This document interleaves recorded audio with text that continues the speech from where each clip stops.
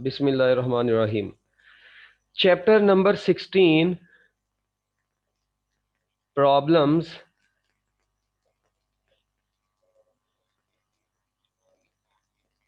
जो हम लोगों ने भी करने हैं बच्चों, उनमें से सबसे पहला है जी सबसे पहला न्यूमेरिकल है। उसमें वो कहता है, ये बड़े आसान आसान न्यूमेरिकल है, मैं आपको मेथड बताता जाऊंगा, वैल्यूज पुट करके आप लोगों ने मुझे आंसर बताते जाना है। कहता है जी an alternating current is represented by an equation. Alternating current को हमने एक इक्वेशन की मदद से रिप्रेजेंट किया है, और वो इक्वेशन ये है, I is equal to 20 sin 100 pi T. I is equal to 20 sin 100 pi T. कहता है आप लोगों ने क्या करना है, इसकी फ्रीक्वेंसी और इसकी फ्रीक्वेंसी मालूम करें, मैक्सिमम करंट मालूम करें और आरएमएस करंट मालूम करें। लो जी, आप लोगों ने क्या मालूम करना है बच्चों, फ्रीक्वेंसी मालूम करनी है, पीक करंट मालूम करना है, और करंट की जो आरएमएस वैल्यू है आप लोगों ने वो फाइंड आउट करनी है। ठीक है जी, ये आप लोगों ने सारी चीजें मालूम करनी है, फ्रीक्वेंसी मालूम करें, पीक करंट मालूम करें, और RMS value of the current मालूम करनी है आप लोगों ने। ठीक है, अच्छा, अब आप लोग मुझे सबसे पहले ये बताएं कि जो ऊपर दी गई इक्वेशन है, आप लोगों को पता है जी, हम लोग सबसे पहले इस इक्वेशन को as I is equal to I naught sine omega T होता है, यही होता है, जिसको बच्चों इसका मतलब ये हुआ एंड गिवन इज, जबकि जो गिवन है वो I is equal to 20 sin 100 pi T है, ये गिवन है आपको। ठीक है, अब आप लोग यहां पर ये देखेंगे, अच्छा, तो अब ये जो गिवन है बच्चों, ये I is equal to 20 sin 100 pi T है, जबकि जो स्टैंडर्ड इक्वेशन है वो ये है। अब असल करंट की जो हम इक्वेशन पढ़ते आए हैं, instantaneous value of the current की, वो ये थी, और इसकी इक्वेशन ये है बच्चों। अगर इन दोनों को कंपेयर कर लिया जाए तो बच्चों आपको पता है, कंपेयरिंग के बाद हम यहाँ पर ये कह सकते हैं कि जो ओमेगा है ना, वो 100 पाई बचेगा। जब ओमेगा, और आपको पता है ओमेगा होता है 2 पाई एफ, और ये 100 पाई। अब बच्चों पाई तो इस पाई से कट गया, और ये 2 को उधर जाके डिवाइड कर दें तो बच्चों फ्रीक्वेंसी आ जाएगी 100 डिवाइडेड बाय 2, जो कि बराबर आ जाएगी 50 हर्ट्ज के। तो लो जी बच्चों, आप लोगों को बहुत बहुत मुबारक हो, आप लोगों ने न्यूमेरिकल का एक पोर्शन सोल्व कर लिया, फ्रीक्वेंसी निकाल ली है। मेरा ख्याल है इसमें कोई मुश्किल चीज़ भी नहीं थी। उसके बाद अब आप लोग बच्चों यहाँ पे देखें, आफ्टर कंपेयरिंग आप लोग देखें, आपने फ्रीक्वेंसी तो निकाल ली, करंट साफ नजर आ रहा है कि पीक करंट कितना है, वो 20 एम्पेयर है। उसके बाद बच्चों बच गया आरएमएस वैल्यू। अब आपको पता है जी, रूट मीन स्केयर वैल्यू जो होती है वो I0/√2 होती है। अब I0 20 है, नीचे आया √2। तो बच्चों जब आप लोग ये 20 को √2 से डिवाइड कर देंगे ना, तो ईमानदारी की बात है, आपका जो आंसर बचेगा वो 14 एम्पेयर बच जाएगा। तो लो जी बच्चों, ये आप लोगों का फाइनल आंसर आ गया आपके पास आरएमएस करंट का, ये पीक करंट आ गया था, और इधर से आप लोगों ने क्या निकाली थी, फ्रीक्वेंसी। और यही तो तीनों चीजें आप लोगों ने कैलकुलेट करनी थी, फ्रीक्वेंसी भी आ गई, पीक करंट भी आ गया, आरएमएस भी आ गई। डन बच्चों, हरी अप, हरी अप, जल्दी जल्दी हैंड रेज करें ताकि नेक्स्ट पे चलें। 16.2 न्यूमेरिकल बच्चों, अब 16.2 न्यूमेरिकल में कहता है an alternating current has maximum value of 15 ampere. लो जी, करंट की मैक्सिमम वैल्यू आपको दे दी गई है सवाल में 15 ampere. An alternating current has maximum value of 15 ampere. कहते हैं बताएं उसकी आरएमएस वैल्यू क्या होगी। एक तो ये बात आप लोगों ने फाइंड आउट कर दी है। दूसरी कहता है if the time is recorded from the instant when the current is zero. बच्चे शुरू में करंट जीरो है, और उसके बाद करंट बढ़ता जा रहा है, बढ़ता जा रहा है। कहते हैं बताओ T=1/300 पर जब करंट पहुंचेगा, जबकि ऑल्टरनेटिंग करंट की फ्रीक्वेंसी 50 हर्ट्ज है। कहते हैं बताएं इस इंस्टेंट के ऊपर जो करंट की वैल्यू होगी ना, वो क्या होगी। ये 1/300 सेकेंड, 1/300 सेकेंड, यानी देखें ऑल्टरनेटिंग क्वांटिटी ना ऐसे बढ़ती जा रही है। अगर आप लोग इसका थोड़ा सा ग्राफ बनाना चाहें तो ये देखें, ऑल्टरनेटिंग क्वांटिटी आपको पता है यहाँ पर ऐसे ऐसे बढ़ती जा रही होती है, यहाँ पर टाइम होता है। तो कहते हैं 1/300 सेकेंड का इंटरवल है, इस इंटरवल पर सपोज करें ये इंटरवल है इतना, इस इंटरवल पर करंट की भी तो कोई ना कोई वैल्यू होगी। कहता है इस इंटरवल पर जो instantaneous value of the current है ना, वो आप लोगों ने मालूम करनी है।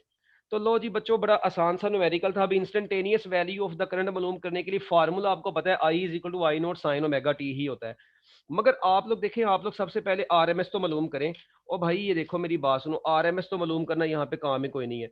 आई आर एम एस आपको पता है किसके बराबर होगा, यहाँ पे बराबर आ जाएगा 15 डिवाइडेड बाय अंडर रूट 2 के, क्योंकि रूट मीन स्केयर वैल्यू होती है आई नोट ओवर 2। तो बच्चों यहाँ से जब आप लोग इसको डिवाइड कर देंगे तो आरएमएस करंट तो आपके पास 1 मिनट में आ जाना है ना, वो आपके पास बच्चों कितना आ जाएगा जी, 10.6 एम्पेयर आ जाएगा। 10.6 एम्पेयर। लो जी, यहाँ से आप लोगों ने करंट की रूट मीन स्केयर वैल्यू तो निकाल ली है। मेरा ख्याल है रूट मीन स्केयर वैल्यू में अब कोई प्रॉब्लम नहीं है। तो बच्चों ये 10.6 रूट मीन स्केयर वैल्यू आ गई। उसके बाद आप लोगों ने बच्चों करंट की instantaneous value of the current मालूम करनी है ना। अब instantaneous value of the current का फार्मूला क्या होता है, वो आप लोगों ने पढ़ा हुआ है, I is equal to I not sine omega t. Omega की जगह पर 2 पाई एफ भी तो लिख सकते हैं। तो बच्चों आई नोट साइन ओमेगा की जगह पर आ गया 2 पाई एफ और साथ में आ गया टी। अब आप लोग देखें आई नोट कितना है, आई नोट है 15, ये साइन, और ये बच्चों 2 पाई, और एफ की वैल्यू कितनी है 50, और टाइम है 1/300 ऐसे।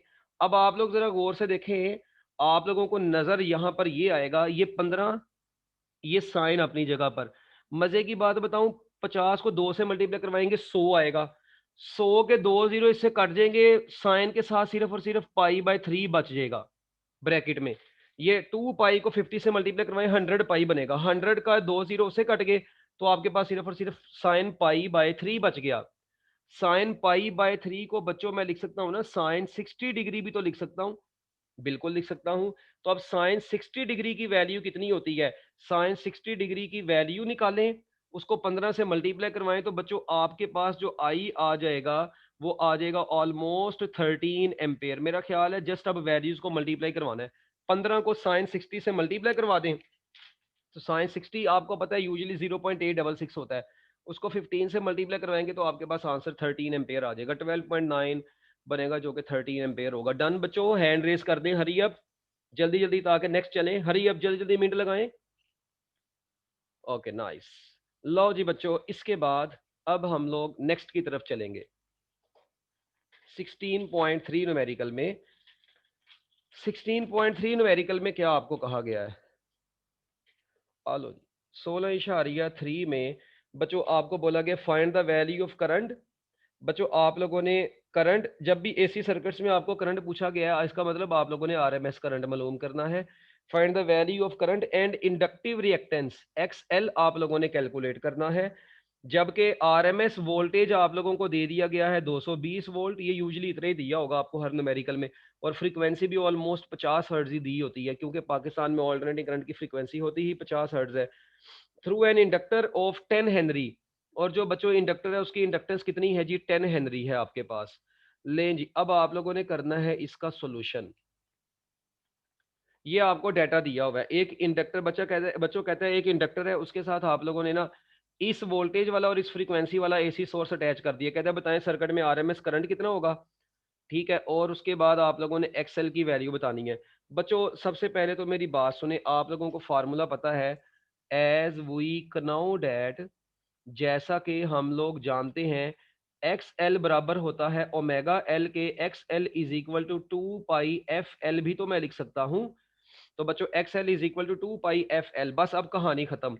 अब देखें, आप लोगों ने देखा एक्स एल की वैल्यू अब यहां से कितनी निकलेगी, एक्स एल निकलेगा 2 पाई एफ है 50, और एल की वैल्यू आपके पास है 10। तो बच्चों आप लोग यहाँ से जब एक्स एल कैलकुलेट करेंगे ओवरऑल, तो वो आपके पास आ जाएगा 3140 ओहम। मल्टीप्लाई करवा के चेक कर लें, ये आपके पास 3140 ओहम, ये आपके पास एक्स एल की वैल्यू आ गई। अब आप लोगों ने मालूम करना है आर एम एस करंट मालूम करना है। अब आपको पता है एक्स एल होता है V R M S over I R M S, याद करें मैंने आपको एसी थ्रू इंडक्टर में ये बताया था। तो यहां से आई आर एम एस किसके बराबर आ जाएगा, वो बराबर आ जाएगा V R M S divided by X L. अब देखें आप लोग यहां पर मुझे बताएं, क्या आप लोगों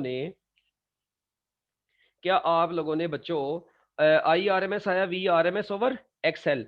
अब मुझे बस ये बताएं, क्या वी आर एम एस आपके पास है था, बिल्कुल है था। तो ये देखें IRMS आपके पास बराबर आएगा 220 डिवाइडेड बाय ये XL निकाला है 3140।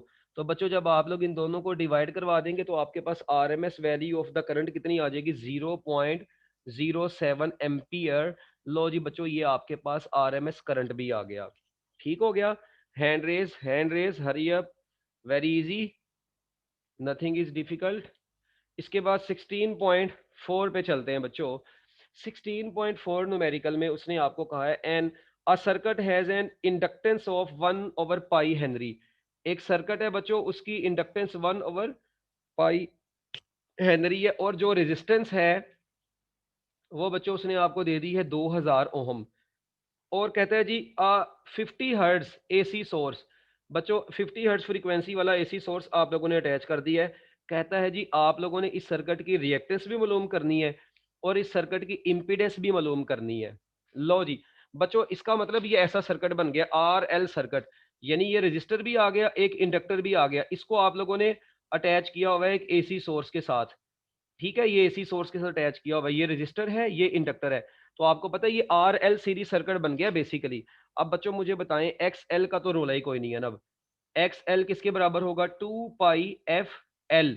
तो अब मेरी बात सुने, आपके पास आप देखें यहां पर F भी है आपके पास, बिल्कुल है, L भी है, ये देखें F भी है, L भी है।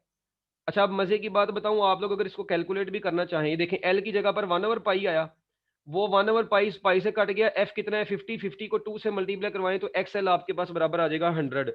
तो बच्चों XL तो आपके पास 100 ओहम आ जाएगा। मेरा ख्याल है कि इसकी समझ लग गई होगी। XL कितना आ गया 100 ओहम आ गया, सबका आ जाएगा XL 100 ओहम। जी बच्चों XL आप लोगों ने कैलकुलेट कर लेना है, वो आ जाना है 100 ओहम। मैं कर ही देता हूँ, ये ना हो बाद में रात को ख्वाब में आके डराए। ये देखें 2πf है 50 और L है 1/पाई। ठीक है, ये देखें अब ये पाई पाई से कट गया बच्चों, तो XL की वैल्यू आपके पास आ गई 100 ओहम। तो ये आपके पास XL आ गया। अब आप लोगों ने दूसरे लफ्जों में मालूम करना है Z। अब Z इम्पीडेंस को बोलते हैं। अब Z आपको पता है यहां पर बराबर होगा R square plus X square L के। क्या ख्याल है, R square plus X square L होता है। अब मुझे ये बताएं रेजिस्टेंस की वैल्यू कितनी है। रेजिस्टेंस की वैल्यू है 2000 इसका स्केयर प्लस ये है 100 इसका स्केयर। तो बच्चों जब आप लोग इन दोनों को कैलकुलेट कर लेते हैं, ठीक है, जब आप लोगों ने इन दोनों को क्या करना है अब कैलकुलेट करना है, तो ये आप लोगों के पास ओवरऑल आंसर आ जाना 2002.5 ओहम। तो मेरा ख्याल है अब ये कैलकुलेट कर ही सकते हैं माशाल्लाह, कैलकुलेटर तो आपको सबको इस्तेमाल करना आता होगा। तो जस्ट वैल्यूज पुट करके आप लोगों ने बच्चों आंसर इसका फाइंड आउट कर लेना है। कुछ मुश्किल तो नहीं है बच्चों इसमें। ओके जी। अब बच्चों इसके बाद ना आप लोग एक काम करें, बल्कि क्या करना है हम खुद ही, मैं खुद ही करता हूँ। 16.5 ये नोट कर लिए, हैंड रेज कर दें, हरी अब जल्दी जल्दी जरा। 4 न्यूमेरिकल। ओके जी गुड। बच्चों इसके बाद 5वें की तरफ चलते हैं। इसकी तस्वीरें मैं सेंड कर दूंगा आपको ग्रुप में। 16.5 न्यूमेरिकल में बच्चों 16.5 न्यूमेरिकल में उसने बोला है a pure inductor of inductance. अच्छा ये ना RL सर्किट की बात करने लगा है। अच्छा ये बड़ा इंटरेस्टिंग न्यूमेरिकल है, वही एसी सोर्स के साथ इन दोनों को अटैच किया हुआ है। RL सीरीज सर्किट है, एसी सोर्स है बच्चों उसके साथ अटैच किया हुआ है। कहता है इस सर्किट में जो इंडक्टर है उसकी इंडक्टेंस कितनी है जी 3/पाई हेनरी है। इंडक्टर की इंडक्टेंस सीरीज में लगा दी है, जिस रजिस्टर के साथ सीरीज में लगाया है वो रेजिस्टेंस आपको दे दी गई है जी 40 ओम। ये रेजिस्टेंस भी दे दी है और आपको बच्चों इंडक्टेंस भी दे दी है। अच्छा अब मालूम क्या करना है, कहता है peak value of the current मालूम करें ए पार्ट में। उसके बाद कहते हैं बी पार्ट में कहता है जी करंट की आरएमएस वैल्यू भी मालूम करें, ठीक है। उसके बाद बच्चों सी पार्ट में आपको वो कहता है कि आप लोगों ने फेज डिफरेंस भी मालूम करना है, थीटा। याद है ना आरएल सीरीज सर्किट में हम लोगों ने थीटा निकालने का फार्मूला भी पढ़ा था। लो जी ये भी मालूम करना है। अब आप लोग मुझे ये बताएं, और फ्रीक्वेंसी जो उसने दी है ना बच्चों, और हाँ एक वोल्टेज की इक्वेशन जो उसने दी है ना बच्चों आपको, वो दे दी है V = 350 sin 100πt। ये आप लोगों को डेटा दिया हुआ है इस पूरे न्यूमेरिकल का। अच्छा अब देखें, अब V की इक्वेशन भी दे दी है बच्चों। अब आप लोगों को पता है सबसे पहले आपने पीक करंट निकालना है ना, उसको भी निकालने से पहले आप लोग इधर से ना कुछ चीजें कंपेयर करके कुछ चीजें तो निकालें। As v is equal to v not sine omega t. ठीक है जी, साइन ओमेगा टी होता है। Compare compare the above equations. बच्चों after comparison, after comparing, after comparing, बच्चों कंपेयरिंग के बाद आप लोग देखें, हाँ जी मुझे बताएं, कंपेयरिंग के बाद वी नोड कितना आएगा। ये देखें साफ नजर आ रहा है कि वी नोड यहां से बच्चों बराबर आ जाएगा 350 वोल्ट। एक बात तो ये डन होगी, ठीक हो गया। उसके बाद ओमेगा बराबर आएगा 100 पाई, जिसको मैं लिखूंगा जी 2 pi F is equal to 100 पाई। और यहां से एफ मेरे पास आ गया 50 हर्ट्ज।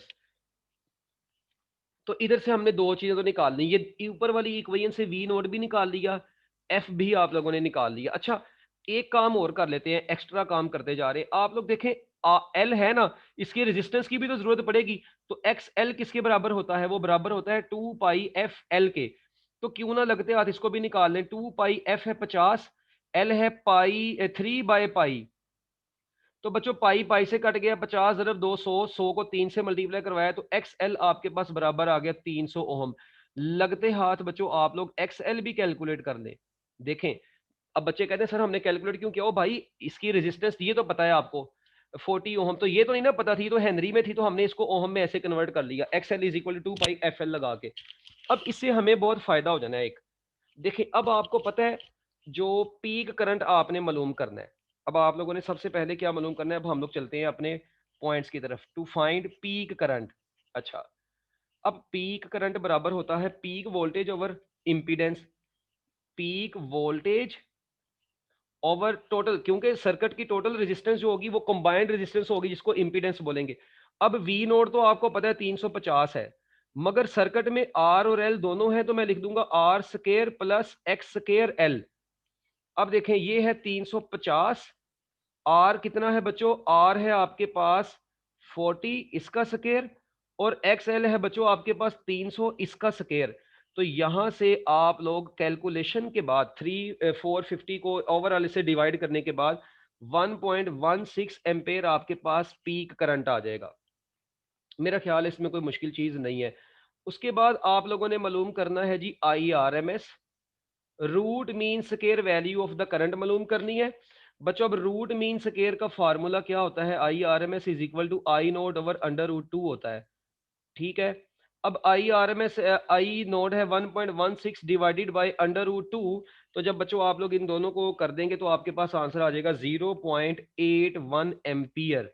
तो लो जी बच्चों आपके पास यहां से पीक करंट भी आर एम एस करंट आ गया 0.81 एम्पेयर, पीक करंट आपके पास आ गया 1.16 एम्पेयर।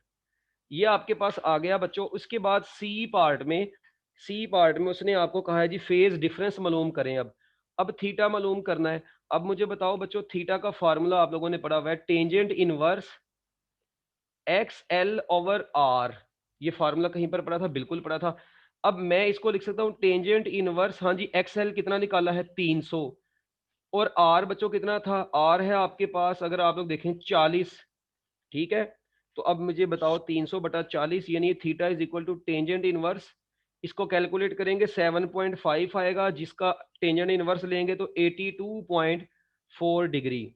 तो बच्चों आपका फाइनल आंसर आ गया 82.4 degree. That is your best answer, sorry final answer. लो जी बच्चों ये आप लोगों का न्यूमेरिकल भी खत्म हो गया है। हैंड रेज, जल्दी जल्दी मिनट लगा के हैंड रेज, हरी अप जल्दी। गुड। हेलो जी बच्चों, ये आप लोगों ने 16.5 भी कर दिया है। अब आप लोगों ने नेक्स्ट न्यूमेरिकल जो करना है जी वो है 16.6। ठीक है 16.6 न्यूमेरिकल हम लोग करते हैं बच्चों।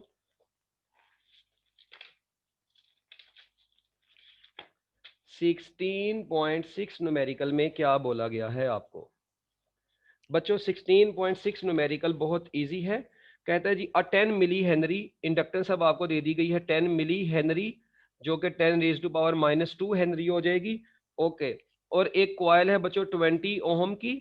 ठीक है जी, is connected to a voltage source V R M S उसने दे दिया आपको 240 वोल्ट। और जो फ्रीक्वेंसी आपको दे दी है 180 डिवाइडेड बाय पाई हर्ट्ज, ये फ्रीक्वेंसी भी आपको दे दी है। कहता है बताएं इस सर्किट में कितनी पावर डिसिपेट होगी। ठीक है, अब आप लोगों ने ये पावर डिसिपेटेड कैलकुलेट करनी है। अब बच्चों मुझे ये बताएं, पावर का आप लोगों ने बचपन से लेके आज तक एक फार्मूला पढ़ा था, V R M S, I R M S, cos theta. इसको नाम दे दें इक्वेशन नंबर ए का। इसका मतलब आपके पास वी आर एम एस तो है, ये देखें सवाल में ऑलरेडी दिया हुआ है वी आर एम एस। अब आई आर एम एस कैसे निकलेगा? अब इसका मतलब ये होगा, अब आप लोगों को सबसे पहले क्या कैलकुलेट करना है, आई आर एम एस तो कैलकुलेट करके आओ। अच्छा जी, अब I R M S calculate करने के लिए हाँ जी क्या करें बच्चों, ऐसा आप लोग देखें, जो वोल्टेज सोर्स आपको दे दिया, हाँ जी आई आर एम एस कैसे मालूम करेंगे? अब आप लोगों को पता है आई आर एम एस बराबर होता है V R M S over G. I R M S बराबर होगा V R M S divided by G. G में से लिखूंगा क्योंकि आर एल सीरीज सर्किट है ये, और आर एल सीरीज सर्किट की अब जी निकालने का फार्मूला तो आप सबको मेरे ख्याल पता है। क्या फार्मूला है भला? R square plus X square L. इसका मतलब है कि आपको अब सबसे पहले एक्स एल निकाल लेना चाहिए। देखें आर तो है, आर बिल्कुल है आपके पास न्यूमेरिकल में, वी आर एम एस भी है। अब एक्स एल कैसे निकलेगा? पहले क्या निकाल लें आप लोग, एक्स एल निकाल लें ताकि आप लोगों के लिए आसानी हो जाए। Here X L is equal to 2 pi F L. ये लें, ये 2 पाई एफ आपके पास है 180 ओवर पाई। अच्छा, और एल बच्चों आपके पास कितना है? वो है 10⁻⁻²। तो बच्चों इसको आप लोग सोल्व करें, एक्सएल को पाई पाई से कट गया, 180 को 2 से मल्टीप्लाई करवाएं और उसके बाद 10⁻⁻² से जब आप लोग मल्टीप्लाई करवाएंगे तो बच्चों आपके पास ये एक्सएल आ जाएगा 3.6 ओहम। ये आपके पास बच्चों एक्सएल आ जाना है 3.6 ओहम। ठीक है, ये अब आपके पास एक्सएल की वैल्यू आ जाएगी जी। देखें कैलकुलेट करके यही आती है ना, मेरा ख्याल आनी तो यही चाहिए। पाई पाई से कट गया, 180 को 2 से मल्टीप्लाई करवा दिया डिवाइडेड बाय, हाँ जी 100 करेंगे, 3.6 ओम आपके पास एक्सएल आ गया। बस now I R M S will be equal to, हाँ जी वी आर एम एस है 240 divided by under root R जो है बच्चों वो है 20 इसका स्केयर, और उसके बाद एक्स एल बच्चों कितना है, एक्स एल है 3.6 इसका स्केयर आ गया। तो बच्चों जब आप लोग ओवरऑल इनको डिवाइड करवाते हैं तो आपके पास आई आर एम एस की वैल्यू 11.81 एम्पियर आ जाती है। ये आपके पास अब आई आर एम एस भी आ गया। अब वी आर एम एस है, आई आर एम एस आपके पास आ गया, मगर अभी थीटा नहीं है। इसका मतलब अब आपको क्या कैलकुलेट करना पड़ेगा, नाउ थीटा फाइंड आउट करेंगे हम लोग। अब थीटा का फार्मूला होता है tangent inverse X L divided by R. अब टेंजेंट इनवर्स बच्चों एक्स एल है 3.6 और आर आपके पास बच्चों है 20। तो जब आप लोग यहाँ से थीटा कैलकुलेट करेंगे तो वो आपके पास आ जाएगा 10.2 डिग्री। लो जी, अब आपके पास थीटा भी आ गया। मेरा ख्याल है अब काम आसान हो गया। एक बार दोबारा देख लें, शिफ्ट दबा के टेंजेंट दबाएं, 3.6 डिवाइडेड बाय 20 ब्रैकेट क्लोज। तो बच्चों ये आपके पास 10.2 डिग्री आपका आंसर आ जाएगा। ठीक है, ये आपके पास थीटा भी आ गया। उसके बाद अब आप लोगों ने इनको इक्वेशन नंबर ए में पुट कर देना है। बस put in equation number A. ये सारी वैल्यूज को जब आप लोगों ने बच्चों इक्वेशन नंबर ए में पुट करना है तो मुझे बताओ जल्दी जल्दी जरा, शाबाश। तो पावर बराबर आ जाएगी V R M S 240, I R M S 11.81 और साथ में आ जाएगा कोस 10.2 डिग्री। अब आप लोग देखें इसी का कोस ले लें, कोस 10.2 डिग्री, तो आपका आंसर आएगा 0.98। 240 यानी ये बन गया 240 इंटू 11.81 और साथ में आ गया 0.98। तो जब आप लोग इन सारों को मल्टीप्लाई करवा देंगे बच्चों आपस में तो आपका आंसर 2778 वाट आ जाएगा। तो अगर आपकी बुक में ये न्यूमेरिकल का आंसर सही नहीं भी है तो कोई मसला नहीं है। ये देखें ज़रब 11.81 और इसको मल्टीप्लाई करवा दें 240 से, तो जी 2789 आ रहा है। ठीक है जी, अक्सर बच्चों का कितना आ रहा है, 2789 ही आता है मेरा ख्याल है, 2789 जो एग्जैक्ट आंसर आ रहा है। आप कैलकुलेटर वाला वो लिख देंगे 2789 वाट। ये आपका आंसर आ रहा है। अब जो यहाँ पर ना एक कन्फ्यूजन है आपकी टेक्स्ट बुक में, मेरा ख्याल है कि, एक मिनट में ज़रा कंफर्म कर लूँ आपकी टेक्स्ट बुक से। टेक्स्ट बुक में ना बच्चों इसका आंसर कितना है, 2778 है, जबकि आपका जो आंसर आएगा वो 2789 आता है। 2789 वाट ये आपका आंसर आ रहा है, तो आप ये ही लिख देंगे, ये आपका करेक्ट आंसर है। अब ये काफ़ी फ़र्क आ रहा है, इसका मतलब किताब में ना उसने थोड़ी सी गड़बड़ की हुई है। ठीक है, तो 2789 आपका आंसर है। हाँ, एक काम हो सकता है, आप कोज कोज 10.2 को पूरे को मल्टीप्लाई करवा के देखें 11.81 से, ज़रब 240 से, तो फिर भी यही है। बस ठीक है, 2789 आपका बच्चों आंसर है। ठीक है, इसको आप लोग करेक्ट भी कर लें, बुक में थोड़ी सी इसमें मसला है। अब बच्चे कहेंगे सर पेपर में, तो ठीक है, आप पेपर में फिर बैठ के बुक वाला लिख देना, अगर वहाँ पे कोई अच्छा बंदा बैठा हुआ तो फिर ठीक है, आपको सुकून मिल जाएगा। अच्छा, अब बच्चों इसके बाद नेक्स्ट न्यूमेरिकल 6 के बाद बच्चों 7 पर चलते हैं जी। 16.7 न्यूमेरिकल में, अब कुछ न्यूमेरिकल आप लोग खुद भी तो कर सकते हैं कि नहीं कर सकते, इतने अच्छे आप लोग है नहीं है। 16.7 में बच्चों, 16.7 में कहता है जी करंट की वैल्यू मालूम करें। आप लोगों ने IRMS मालूम करना है एक बात, जबकि current flowing through a capacitor, और कैपेसिटर जो है बच्चों उसकी कैपेसिटेंस 0.5 माइक्रोफेरेड दे दी। अब वो ना कैपेसिटर को यूज करने लगा है अब, और जो RMS वोल्टेज बच्चों आप लोगों ने दिया है वो 150 वोल्ट दिया है, और जो फ्रीक्वेंसी दी है वो 50 हर्ट्ज दी है। तो बच्चों अब देखें, मेरी बात सुने, आप लोगों ने, आपके पास सी भी है, ठीक है, VRMS 150 है, फ्रीक्वेंसी है, IRMS मालूम करना है। ओ भाई सारी बातें छोड़ो, XC is equal to VRMS over IRMS होता है, बस मुझे तो इतना पता है।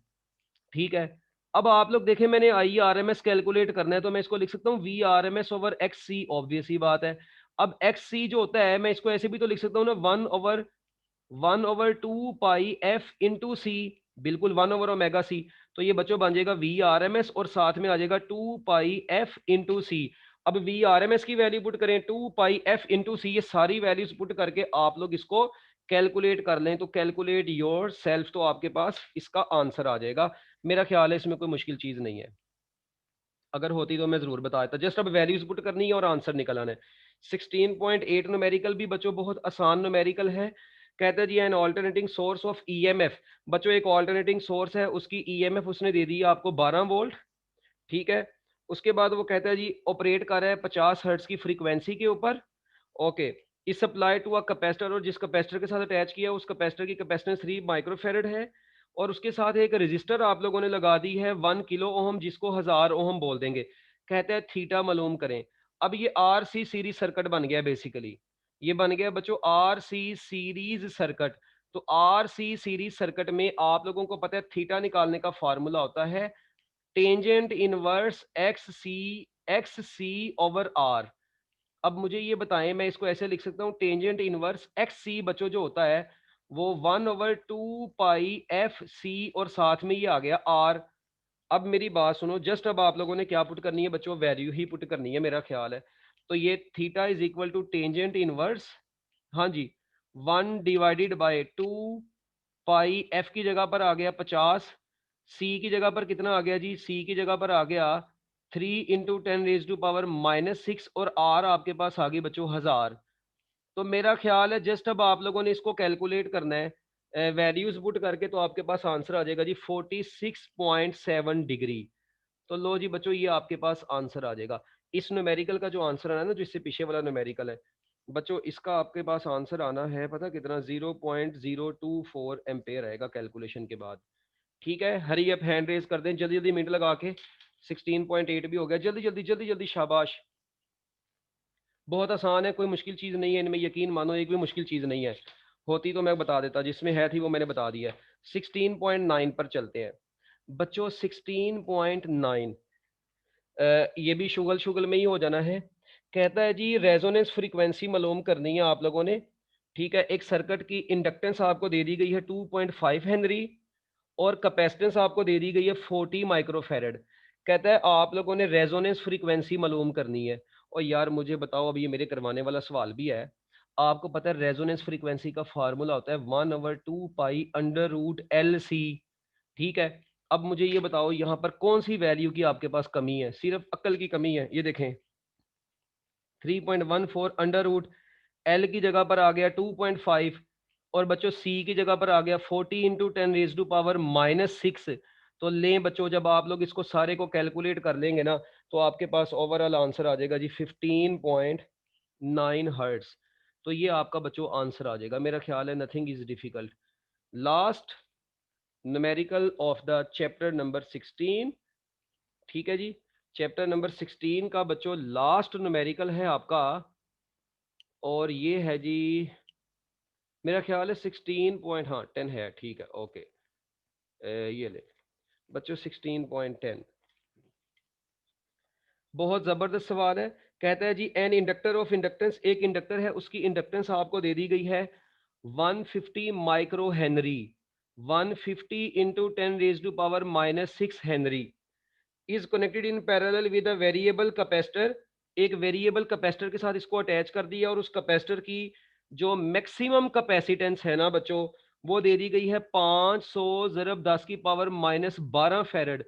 और जो मिनिमम उस सर्किट में वेरिएबल कैपेसिटर है उसकी मैक्सिमम वैल्यू इतनी है और मिनिमम उसकी कैपेसिटेंस बच्चों 20 × 10⁻12 फेरेड है। मैक्सिमम कैपेसिटेंस दे दी गई है और मिनिमम कैपेसिटेंस दे दी गई है। कहते हैं आप लोगों ने इस रेजोनेंस सर्किट की मैक्सिमम फ्रीक्वेंसी भी निकालनी है और मिनिमम फ्रीक्वेंसी भी निकालनी है। और यार अब मुझे बताओ, सबसे पहले हम लोगों ने फाइंड आउट करनी है जी मैक्सिमम फ्रीक्वेंसी। क्या फाइंड आउट करनी है बच्चों? Maximum frequency. अब मुझे बताएं मैक्सिमम फ्रीक्वेंसी का क्या फार्मूला होगा। आपको पता है मैक्सिमम फ्रीक्वेंसी जो होती है ना वो बराबर होती है 1/2 pi under root LC minimum. ठीक है, अब LC मिनिमम इसका मतलब आपने, अब देखें L की वैल्यू तो आपको दी हुई है ऑलरेडी, जस्ट C मिनिमम की वैल्यू पुट करें। ठीक है, क्योंकि देखें फ्रीक्वेंसी का C के साथ क्या रिलेशन है, फ्रीक्वेंसी का अंडर रूट C के साथ इनवर्स रिलेशन है, क्योंकि L तो कांस्टेंट है। इसका मतलब अगर ये मैक्सिमम होगी, अगर फ्रीक्वेंसी मैक्सिमम होगी तो बच्चों C को आप लोगों ने मिनिमम पुट करना है। इसीलिए जब इधर F मैक्स लिखा होगा तो आप लोगों ने नीचे C मिनिमम पुट करना है। तो मेरा ख्याल है अब इसमें वैल्यूज पुट करके आप लोग आंसर फाइंड आउट कर सकते हैं। इसी तरह अब आप लोगों ने क्या फाइंड करना है बच्चों, टू फाइंड F मिनिमम। अब मुझे ये बताएं F मिनिमम फाइंड आउट करना है तो इक्वेशन क्या होगी बच्चों, F मिनिमम की इक्वेशन होगी 1/2 pi under root LC maximum. अब ये आप लोगों ने C की मैक्सिमम वैल्यू पुट करनी है। तो मेरा ख्याल है कि F मिनिमम के लिए C की मैक्सिमम वैल्यू और C की मैक्सिमम वैल्यू इतनी है। तो बच्चों L की भी वैल्यू है, जस्ट पुट करें और आप लोग इसका आंसर हासिल कर लेंगे। तो माशाल्लाह ये था जी आप लोगों का चैप्टर नंबर 16 के सारे न्यूमेरिकल जो हम लोगों ने 40 मिनट के लेक्चर के अंदर, नहीं बल्कि 35 मिनट में ऑलमोस्ट हम लोगों ने इनको कवर कर लिया है। ठीक है बच्चों, तो अब मैं आप लोगों को इसके नोट्स तो कल सेंड कर चुका हूँ। ठीक है, इसके एक्सरसाइज के शॉर्ट क्वेश्चंस कल हम लोग रीड करेंगे। ठीक है, और उसके बाद आप लोग ना 14 और 15 चैप्टर के भी ना शॉर्ट क्वेश्चंस अपने पास रखना। वो भी कल मैं हो सकता है आपको कल साथ ही करवा दूँ। तो फिर हम लोग जो है नेक्स्ट चैप्टर स्टार्ट करेंगे इंशाल्लाह 17। ठीक हो गया जी बच्चों।